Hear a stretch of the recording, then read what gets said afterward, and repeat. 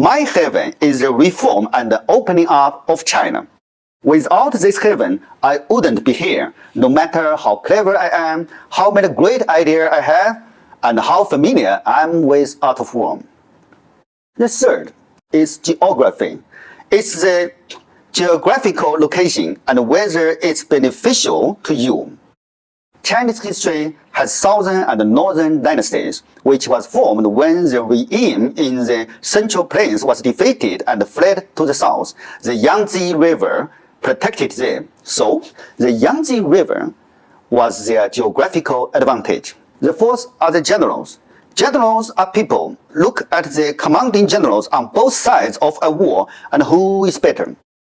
The fifth is legal system, which is to see if your military law and your military discipline is effective and is about the army's ability to organize, manage, and command. Once you have compared these 5 aspects, you will be able to foresee the victory. I'd like to translate it directly to no-win. In other words, you can calculate beforehand whether you have a chance of winning. But if you don't, you shouldn't force it. Anyone who knows Chinese history and culture knows about the Romans of the 3 kingdoms, Zhuge Liang, who was the role model of Chinese military stratagems. Yet, with all his stratagems, he still lost. And this is a matter of calculation. If you calculate it by the way Sun Tzu talks about, his rival, Sima Yi, outsmarted him.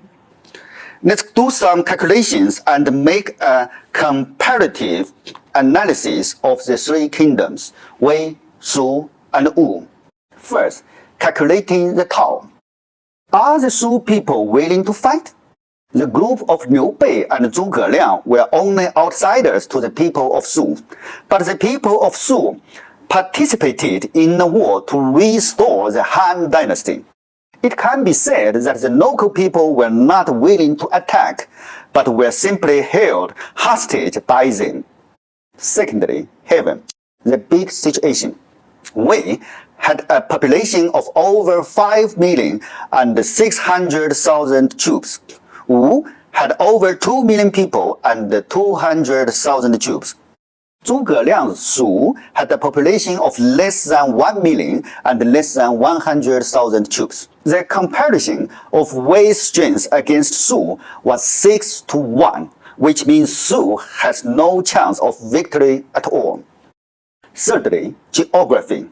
Shu was a basin in southwestern China, and to attack Wei in the north, they had to cross the great Qinling Mountains. So how could they get through? In fact, he couldn't cross if Wei was organizing its defenses, for it was much easier to defend than to attack. And this was the outcome of every expedition Zhuge Liang made. He was only fighting for a dream, and it's just a dream. There was never any chance of victory. There was another fundamental problem, food, the calculation of food. Every time he started a war, Zhuge Liang had to prepare 2 or 3 years' worth of grain. And then, when he got there, if he couldn't fight for several months, he had to retreat. Why? Because if he didn't retreat, there would be no food left to come back and the whole army would starve to death there. Sima Yi, even if he was allowed to have food for as long as he could, he didn't fight and hung up his war banner high. Zhuge Liang even gave him women's clothes to provoke him into fighting.